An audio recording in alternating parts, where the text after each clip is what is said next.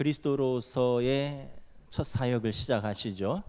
첫 번째 그리스도로서 선포하신 메시지는 지난주 말씀입니다. 회개하라, 천국이 가까이 왔느니라. 그리고 이제 첫 번째 사역을 하시기에 앞서서 제일 먼저 하신 일은 무엇이냐면 바로 사람들을 찾아서 제자로 부르신 일입니다. 우리 18절 19절 우리 다시 한번 함께 봉독하겠습니다. 갈릴리 해변에 다니시다가 두 형제 곧 베드로라 하는 시몬과 그의 형제 안드레가 바다에 금을 던지는 것을 보시니 그들은 어부라. 말씀하시되 나를 따라오라. 내가 너희를 사람을 낚는 어부가 되게 하리라 하시니, 예수님께서 메시아로서 공적인 첫 번째 사역은 사람을 찾아서 부르신 일입니다. 친히 갈릴리 바다를 돌아다니셨습니다. 이유는 사람을 찾기 위해서입니다. 건물을 짓고 제도를 정비하고 시스템을 구축하는 것이 아니라 제일 먼저 하나님 나라에 합당한 사람들을 찾고 부르셨습니다. 일을 먼저 시작하지 않고 먼저 사람들을 찾고 제자로 부르시고 그리고 그들에게 하나님 나라의 일을 맡겨주셨습니다. 여러분, 이것이 교회입니다. 교회는 에클레시아라는 단어인데 이 에크라는 밖으로라는 전치사와 칼레오 부르다라는 동사가 합쳐져서 만들어진 단어입니다. 에클레시아, 밖으로 불러내다. 그러니까 하나님께서 하나님 나라의 확장을 위해서 세상 가운데서 사람들을 불러내어서 교회를 이루신 것입니다. 이것이 저와 여러분들의 모임, 성도들의 모임, 교회인 것입니다. 교회는 예수님께서 하나님 나라를 위해서 이 땅에서 부르신 예수님의 제자들인 것입니다. 여러분, 그러면 예수님의 첫 번째 제자들은 어떤 사람입니까? 우리가 잘 알죠. 18절에 어부로서 갈릴리 바다에서 그물을 던지던 베드로와 안드레라는 형제입니다. 베드로는 예수님이 첫 번째 부르신 제자고 또 예수님의 수제자로서 끝까지 충성했던 베드로입니다. 성경에 보면 베드로는 기질적으로 뒤에 물러나 있는 사람이 아닙니다. 베드로는 예수님의 부르심에 제일 먼저 응답했고 예수님이 질문하시면 제일 먼저 대답했고 비록 실수도 있었고 실패도 있었지만 예수님을 제일 뜨겁게 사랑했고 언제나 앞장서서 행동하는 예수님의 수제자였습니다. 예수님께서 이 베드로를 매우 기뻐하셨습니다. 마태복음 16장에 보면 사람들이 나를 누구라 하느냐라고 물으시면서 너희는 나를 누구라 하느냐 물으실 때 베드로가 대답합니다. 주는 그리스도시요 살아계신 하나님의 아들이십니다. 예수님이 칭찬하십니다. 바요나 시몬아, 내가 복이 있도다. 내가 이 믿음의 고백 위에 나의 교회를 세우겠다. 그리고 요한복음에 보면 부활 승천하신 예수님이 갈릴리 바다에서 다시 베드로를 찾으시고 내 양을 치라, 내 양을 먹이라. 그리고 베드로에게 초대교회를 맡겨주셨던 것입니다. 또 안드레죠. 안드레는 베드로의 형제인데 원래는 세례 요한의 제자였습니다. 요한복음 1장에 보면 안드레는 세례 요한의 제자인데 세례 요한이 예수님을 향하여 보라 세상 죄를 지고 가는 하나님의 어린 양이로다 라고 말하는 것을 듣고 그가 예수님께 깊은 관심을 가지게 되었습니다. 그리고 형제 베드로를 찾아와서 말합니다. 우리가 메시아를 만났다. 다시 말하면 안드레는 어부였지만 구도자였습니다. 진리를 쫓는 사람, 진리에 목마른 사람, 그리고 예수님께서 말씀하신 심령이 가난한 자였습니다. 그의 현실은 매일 거친 바다에서 물질을 하면서 비릿한 물고기를 잡는 것이 그의 일상이지만 그의 내면은 아름다운 하나님 나라를 꿈꾸고 사모하는 향기 나는 제자였습니다. 그렇기 때문에 그는 항상 구도자로서 진리를 쫓기 위해서 처음에는 선지자 세례 요한을 따랐고 그리스도를 만나고는 예수님의 제자가 된 것입니다. 우리가 어떤 사람을 외모나 어떤 학력이나 환경이나 직업으로 평가할 수 없습니다. 그의 내면에 진리를 향한 갈망이 있는가? 그의 내면에 그리스도를 향한 뜨거운 열망이 있는가? 안드레가 이것을 잘 보여준 제자입니다. 예수님이 또다시 부르신 다른 제자들은 누구입니까? 21절 함께 봉독하겠습니다. 거기서 더 가시다가 다른 두 형제 곧 세베대의 아들 야고보와 그의 형제 요한이 그의 아버지 세베대와 함께 금을 깁는 것을 보시고 부르시니, 예수님이 두 번째 부르신 제자들 역시 형제인데 세베대의 아들들이라고 말하고 있습니다. 그 유명한 야고보와 요한이죠. 이 세베대의 아들들은 성경에 보면 그 어머니가 아들들의 출세를 위해서 아주 치맛바람을 직접 일으킨 일화로 유명하죠. 마태복음 20장에 보면 세베대의 아들의 어머니가 두 아들 야고보와 요한을 데리고 예수님께 와서 구합니다. 주여, 나의 이 두 아들을 주의 나라에서 하나는 주의 우편에 하나는 주의 좌편에 앉게 명하소서. 이에 예수님께서 대답하시죠. 너희가 구하는 것을 너희가 알지 못하는도다. 내가 마시려는 잔을 너희가 마실 수 있느냐. 그러자 그 어머니와 그 두 아들이 당당하게 대답합니다. 우리가 마실 수 있나이다. 그때 예수님께서 말씀하시는 잔은 인류를 위한 십자가의 잔이었습니다. 그러나 그 뜻을 알지 못한 야고보와 요한은 그 잔을 마시겠노라고 자신 있게 대답했습니다. 그리고 그들의 대답대로 사도행전 12장에 보면 야고보는 자신의 대답대로 헤롯의 칼에 제일 먼저 희생당한 예수님의 12제자 중에 첫 번째 순교자가 되었습니다. 야고보의 형제 요한은 어떤 사람입니까? 누가복음 9장에 보면 요한은 굉장히 성품이 급하고 거친 성품의 사람이었다는 것을 알 수 있습니다. 예수님께서 예루살렘에서 그렇게 애써서 전도하시는데 열매가 없고 그들이 받아들이지 않자 화가 나서 이렇게 말합니다. 주여, 하늘로부터 불을 명하여 내려 저들을 멸하소서. 예수님이 암탉이 그 새끼를 품듯이 예루살렘을 품고 기도하시고 말씀을 전하시는데 그들이 끝까지 배척하니까 요한이 너무 화가 난 겁니다. 성격이 불같고 급하고 과격한 사람이었습니다. 그래서 예수님께서 요한의 별명을 보아너게, 우레의 아들이라고, 천둥번개 우레의 아들이라고 정해 주었습니다. 근데 그 요한이 예수님을 만나고 성품이 완전히 변했습니다. 사랑의 사도가 되었습니다. 요한일서 4장에 보면 사랑하는 자들아, 우리가 서로 사랑하자. 사랑은 하나님께 속한 것이니 사랑하는 자마다 하나님께로 나서 하나님을 알고 사랑하지 아니하는 자는 하나님을 알지 못하나니 이는 하나님은 사랑이심이라. 우리의 아들이 예수님 만나서 180도 변하여 그 기질과 성품이 완전히 변하여 새 사람이 되었고 사랑의 사도가 된 것입니다. 여러분, 예수님 믿으면 그 기질과 성품이 변하여 새 사람이 되는 것입니다. 한번 스스로 한번 질문해 보시기 바랍니다. 예수님 만나서 내 기질과 성품이 변했는가? 예수님 만나서 내 사고와 생각과 가치관이 변했는가? 예수님 만나서 내가 사명에 눈을 떴는가? 예수님 만나서 내 삶이 조금이라도 변한 것이 있는가? 요한을 보면 이렇게 완전히 변화된 삶을 볼 수가 있습니다. 무엇보다도 사도 요한은 누구보다도 깊이 기도하는 제자였습니다. 밤모삼에 유대되어서 그가 깊이 기도하는 중에 하나님 나라에 대한 환상을 보았습니다. 그리고 이것을 기록한 책이 요한계시록입니다. 어떻게 보면 어부가 거칠고 또 급하고 과격한 그 사람이 기도하던 사람이었고요. 또 요한복음, 요한 1, 2, 3서, 요한계시록 성경을 무려 5권이나 쓴 성경의 저자가 되었고 누구보다도 주님을 깊이 사랑한 제자였습니다. 그래서 요한의 별명은 요한복음 13장에 보면 예수님의 사랑받는 제자다라고 기록되어 있습니다. 수제자가 베드로라면 애제자는 요한인 것입니다. 요한복음 19장에 예수님께서 당신의 사랑하는 제자 요한에게 육신의 어머니 마리아를 돌보라고 어머니를 맡기신 제자입니다. 이렇게 제자들은 예수님을 만나서 삶이 변했고 각자 자기의 사명을 감당하면서 살았습니다.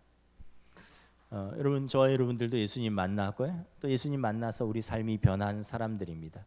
그래서 우리도 각자의 우리의 자리에서 예수님 만나서 그 마음에, 그 생각에, 그 삶의 자리에 은혜가 부어졌고 그 은혜를 값없이 받은 우리가 그 은혜와 사랑에 감격하여 우리 삶이 변화가 일어난 것, 이것이 우리 제자의 삶인 줄 믿습니다. 여러분, 은혜로 사시기를 축복합니다. 내 힘과 의지, 내 기질과 성품, 또 흔히 세상에서 말하는 팔자대로 사는 것이 아니라 우리는 은혜로 사는 사람, 주님 만나서 은혜 받고 주님의 사랑으로 바뀌어서 사랑으로 사는 삶인 것입니다.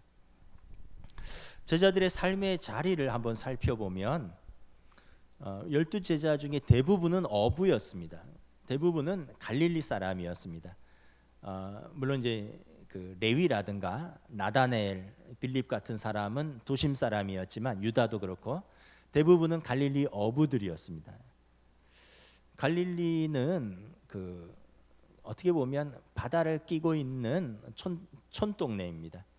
제가 그 신대원 졸업반 때 졸업 여행으로 성지순례를 가서 교수님과 우리 학생들이 큰 배를 2대 전세 내서 그때 뭐 한 140명 정도가 왔기 때문에 그 배를 2대 전세 내서 갈릴리 바다 한 가운데로 들어가서 거기서 예배드리고 거기서 이제 성찬을 나누었습니다. 그때 이제 교수님이 그런 질문을 하더라고요. 여러분, 이 갈릴리가 호수일까요, 바다일까요? 여러분 어떻게 생각하십니까? 갈릴리가 호수일까요, 바다일까요? 호수, 바다라고 생각하시는 분 없나요? 근데 어떤 학생이 그렇게 대답하더라고요. 자신 있게 갈릴리 호수입니다. 아니 어떻게 알았느냐 그랬더니 교수님 복음성가에 갈릴리 호숫가에서 주님은 시몬에게 물으셨네. 사랑하는 시몬아, 넌 날 사랑하느냐? 오 주님 당신만이 아십니다. 노래에 호수라고 돼 있다는 거예요. 맞네, 호수네. 거대한 담수호라는 거죠.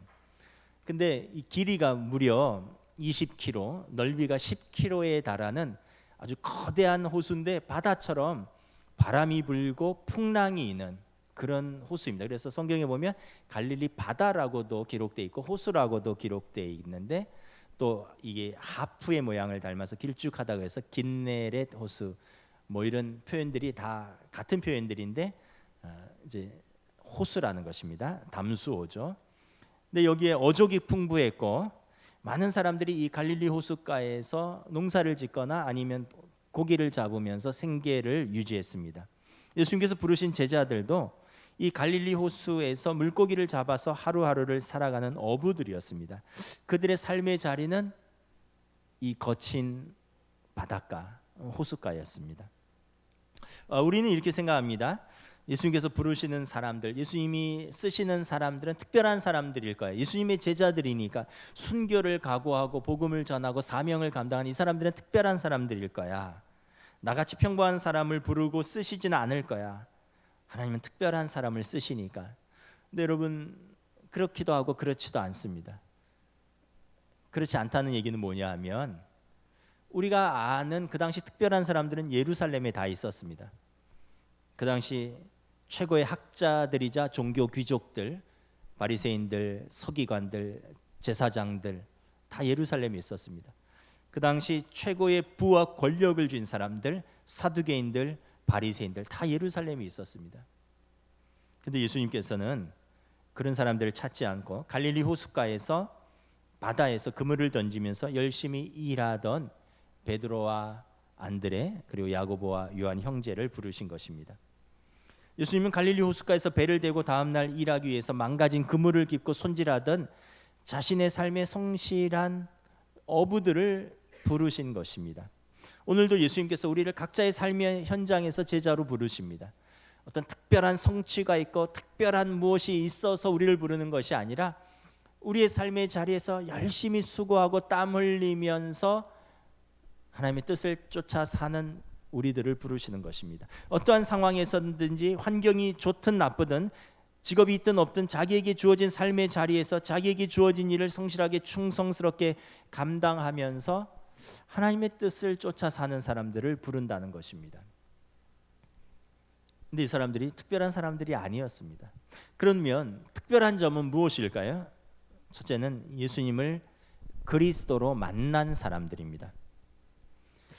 오늘 본문에서는 그냥 베드로와 안드레 형제가 그냥 부르심을 받은 것처럼 되어 있지만 그들은 이미 예수님을 그리스도로 뜨겁게 만난 경험이 있습니다. 누가복음 5장에 보면 어느 날 아침 베드로와 안드레가 밤이 새도록 그물을 내렸는데 물고기를 거의 잡지 못하고 빈 배로 터덜터덜 돌아온 적이 있습니다. 근데 예수님께서 그들에게 다가가서 말합니다. 배를 깊은 데로 끌고 가서 그물을 내리라. 여러분, 예수님은 상식적으로 목수입니다. 어부보다 바다를 잘 알지 못해요. 또 예수님은 랍비입니다. 선생님입니다. 가르치는 분이지 물고기를 잡는 분이 아닙니다. 그런데 밤새 수고하고 빈손으로 돌아온 어부들에게 깊은 곳으로 가서 그물을 내리라는 것입니다. 저도 바닷가에서 초등학교 5학년 때까지 살아서, 바닷가에는 여러분 그때 동해안에는 오징어 잡이배, 명태 잡이배들이 있었는데 밤새 그 등을 환하게 켜고 밤새 고기를 잡고 새벽에 들어오는 것입니다. 물고기는 밤에 잡는 거죠. 아마 불빛을 보고 밤에 물고기들이 모이는 것입니다. 근데 예수님은 그 아침에 날이 다 샌데 또 나가라는 것입니다. 베드로가 이렇게 대답하죠. 선생님, 우리가 밤이 새도록 수고하였으되 잡은 것이 없지만은 말씀에 의지하여 내가 그물을 내리리다 하고 다시 바다로 나갑니다. 그리고는 그물이 찢어질 정도로 고기를 잡은 것이 심히 많아서 그들이 놀랐더라라고 성경은 기록하고 있습니다. 그리고 베드로가 예수님의 무릎 아래 엎드려 고백합니다. 주여, 나를 떠나소서, 나는 죄인이로소이다. 여러분, 예수님의 제자는 그냥 단순히 평범하다고, 그냥 삶의 자리에서 충성스럽다고만 해서 부름받는 게 아니라 예수님을 이렇게 뜨겁게 만난 경험이 있어야 됩니다. 그 삶의 자리에서 예수님을 만난 자기만의 스토리, 자기만의 경험이 있어야 된다라는 것입니다. 베드로는 그 아침에 예수님을 만났던 것입니다. 그리고는 고백합니다. 주여, 나를 떠나소서, 나는 죄인이로소이다. 단순히 부르심에 응답했다고 예수님의 제자가 되는 것이 아니라 단독자로서 절대자이신 그리스도를 삶의 현장에서 만나고 겸손하게 고백했던 사람들이 제자가 되었습니다. 그 한동대 이지선 교수라고, 뭐 아시는 분들은 거의 다 아실 겁니다. 이화여대 대학교 4학년 때 오빠가 탄 차를 운전하고 가다가 음주운전 차량과 부딪혀서 차에 불이 나서 전신 화상을 입고 이 화상 수술만 10대 번을 한 분입니다. 얼굴이 다 망가졌고 온몸이 이제 화상으로 아주 어렵게 됐는데, 이후에 이제 공부하고 또 학위를 받고 한동대학교 지금 교수로 계신데, 이분이 참 신실한 그리스도인이죠. 이분이 최근에 책을 내서 이 책의 출간을 축하하느라고 아마 또 이렇게 같이 컴패션에서 활동하는 연예인들하고 모여서 사진을 찍은 것이 있더라고요. 제가 그 이지선 교수 그 SNS 팔로워인데 올라왔어요. 보니까 우리가 잘 아는 그 믿음 좋은 연예인들, 여자분들은 이성미 집사님, 송은이 집사님, 개그우먼들이죠. 또 남자분들은 그 우리가 잘 아는 그 이영표 선수, 축구 선수이자 지금은 강원 FC 대표인가 단장인가 그렇죠. 그리고 연예인 진우션의 션, 뭐 이런 사람들. 근데 한 분은 좀 낯선 뜻밖의 인물이 있더라고요. 개그맨 남희석 씨더라고요. 남희석 씨도 예수 믿었는가. 근데 그 사연을 보니까 2002년에 MC로 전성기에 있을 때 안면 마비가 왔대. 그러니까 사람이 그 연예인들이 그렇잖아요. 그 성공의 기회를 놓치지 않기 위해서 전성기 때 너무 압박과 스트레스를 받다가 안면 마비가 와서 8개월 동안 방송에 서지 못하고 점점 멀어졌다고 합니다. 그때 절망했을 때 이지선 교수를 만났고 용기를 얻었고 예수님을 만나게 되었다는 거죠. 그러고 보면 우리가 어떤 편안할 때, 모든 것이 잘 될 때 예수님 만나기는 쉽지 않아요. 모든 것이 절망 속에서 낙심할 때, 희망이 보이지 않을 때 소망의 예수님을 만나는 것이죠. 고난과 어려운 상황 속에서 예수님을 만나는 것이죠. 우리가 잘 아는 이어령 박사도 얼마 전에 별세하셨죠. 대한민국의 대표적인 지성이면서 원래는 무신론자였습니다. 그분이 어떤 계기로 그리스도인이 되었는지 간증하죠. 사랑하는 딸의 암 투병과 딸의 망막 파열로 실명 위기에 놓였을 때 암담한 상태에서 아버지로서 사랑하는 딸을 위해서 아무것도 해줄 수 없는 그런 이 전적인 무능력을 깨닫고 딸이 믿는 하나님 앞에 기도라도 해보자 하면서 이렇게 처음으로 기도했다고 합니다. 하나님, 나의 사랑하는 딸 미나에게서 빚을 거두어 가시지 않는다면 저의 남은 생을 주님께 바치겠습니다. 아버지의 기도 때문인지 시력은 잃지 않았지만 결국은 암투병하다 세상을 떠났죠. 그러나 이효령 교수가 그때 단독자로서 존재론적인 고독과 인생의 본질과 평생 진리를 추구했던 학자로서 그가 하나님을 만났다라고 고백하고 있습니다. 그가 그 진리에 대한 추구와 인생의 본질에 대한 끊임없는 질문 속에서 하나님의 은혜와 마주치면서 절대자 하나님을 만나게 되었다라고 고백을 한 것입니다. 안드레는 업으로서 진리를 추구하는 구도자였다면 또 이효령 박사는 지식인으로서 진리를 추구하는 구도자였던 것이죠. 그러니까 하나님을 추구하면 하나님을 만나는 것입니다. 결국 그 딸 이미나 목사는 눈은 실명하지 않았지만 결국 암투병을 하다가 별세했죠. 그러나 죽음을 전혀 두려워하지 않고 담대하게 사명을 감당하는 딸을 보면서 더욱더 십자가의 부활의 믿음 가운데 자신도 더욱 견고히 서게 되었다라고 고백합니다. 이효령 박사가 이렇게 이야기를 합니다. 죽음은 END 끝이 아니라 AND end 그리고입니다. 죽음은 end 끝이 아니라 end 그리고입니다. 그리고 자신의 고백처럼 자신도 죽음을 두려워하지 않고 부활 신앙으로 살다가 이 땅에서의 장막은 무너졌지만 그리고 하나님 나라에서 영원한 삶으로 들어간 것입니다. 여러분, 저와 여러분은 단독자로서 예수님을 그리스도로 뜨겁게 만난 경험이 있습니까? 예수님의 제자들은 평범하지만 그러나 주님을 만난 사람들입니다. 아브라함의 하나님, 이삭의 하나님, 야곱의 하나님이 아니라 나의 하나님으로 만난 경험이 있어야 합니다. 모태신앙이로서 아버지가 목사고 아버지가 장로고 어머니가 권사고 이런 게 중요한 게 아니에요. 내가 하나님을 만난 경험이 있느냐라는 것입니다. 내 아내가 새벽 기도하니까, 내 남편이 교회에서 뜨겁게 봉사하니까 그게 아니라 내가 하나님을 만났느냐라는 것입니다. 나의 하나님으로 만난 경험이 있을 때에만 진정한 여러분 삶이 변화될 수 있습니다. 나의 하나님으로 만난 경험이 있을 때 그때 환경과 상황에 관계없이 진정한 제자로서의 부르심으로 살아갈 수가 있는 것입니다. 저와 여러분들이 다 크고 작은 이러한 경험이 있을 줄 믿습니다. 그리고 없다면 기도하십시오.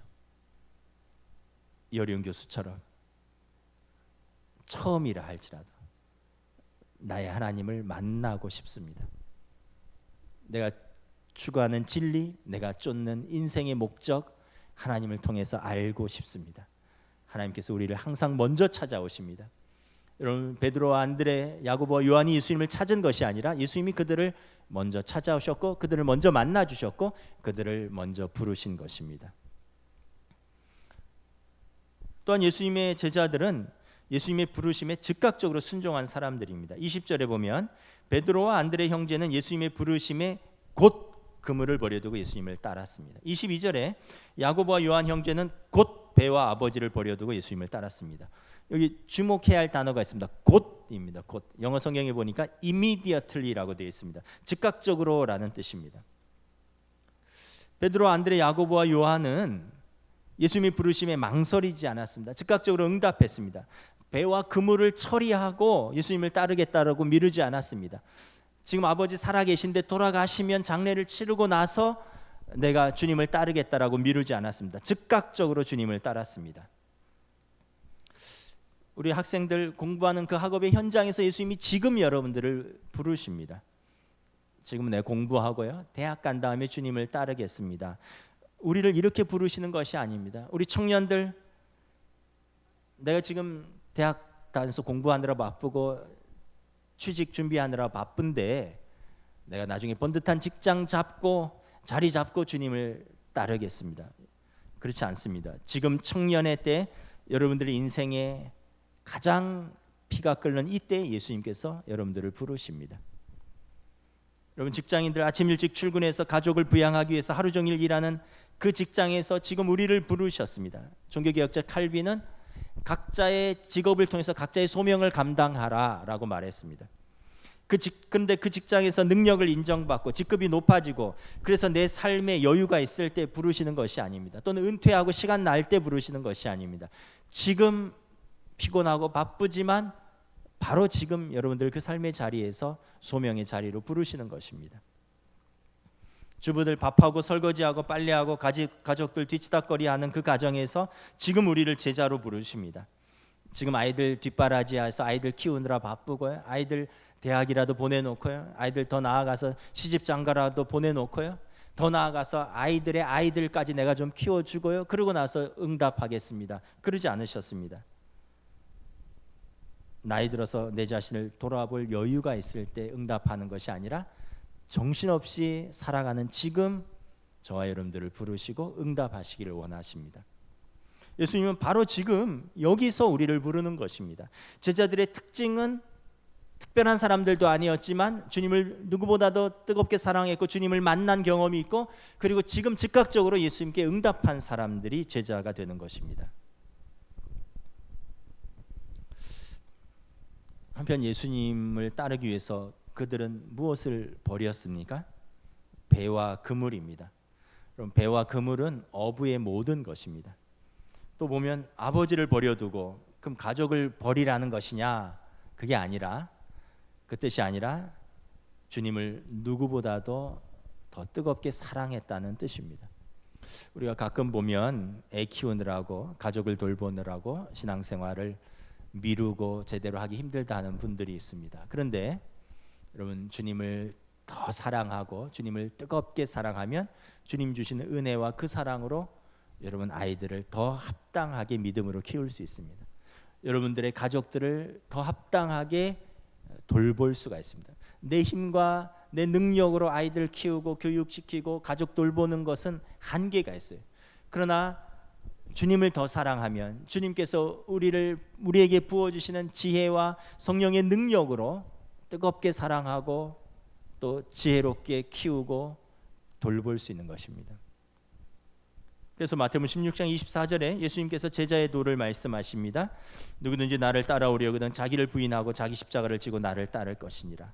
자기를 부인해야지 주님을 따를 수 있는 것입니다. 자기 중심성을 내려놔야지 주님을 따를 수 있는 것입니다. 이거는 안 되고요. 요거까지는 하고요. 내가 요거는 도저히 안 되고요. 그러면 따르기가 어려운 것이죠.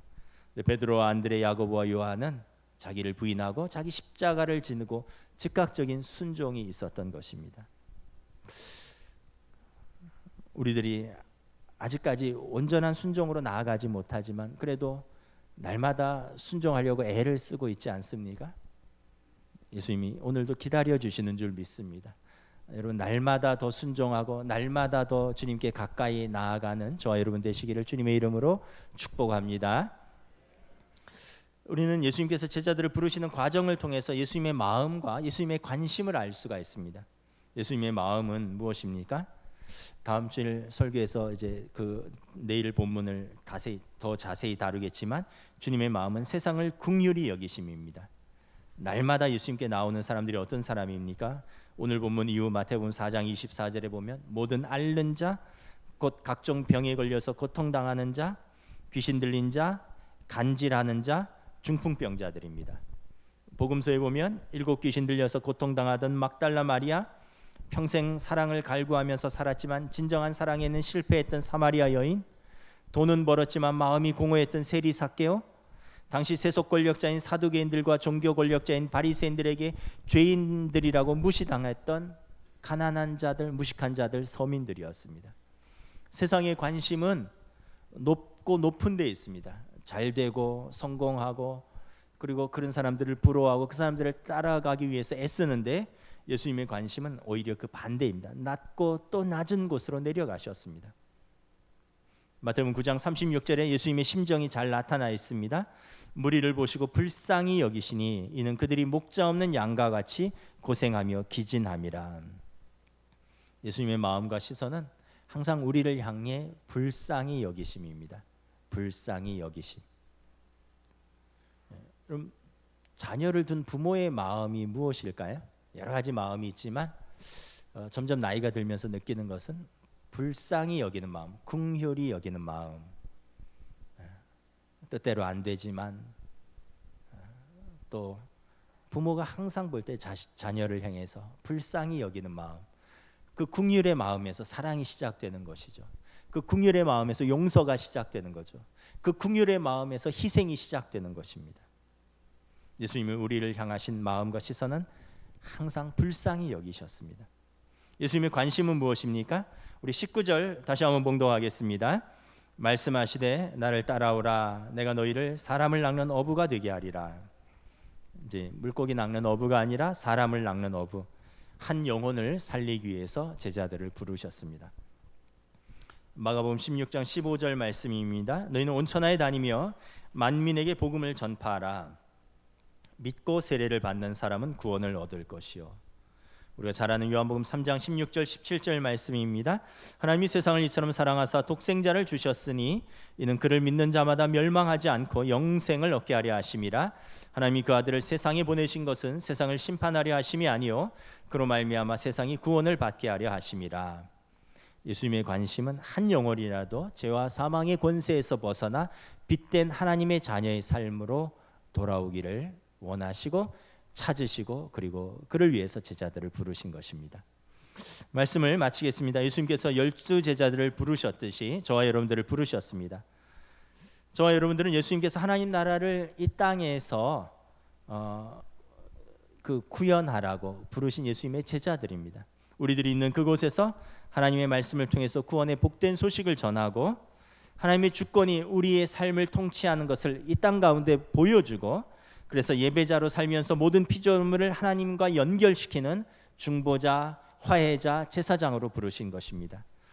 여러분, 이것이 우리를 부르신 예수님의 제자의 삶인 것입니다. 저와 여러분들이 다시 한번 우리가 성도로서 주님의 제자로서 다시 한번 우리의 삶을 돌아보며 소명에 응답하는 저와 여러분 되시기를 우리 주님의 이름으로 축복합니다. 아멘. 우리 찬양하겠습니다. 우리 가서 제자 삼으라 찬양하겠습니다.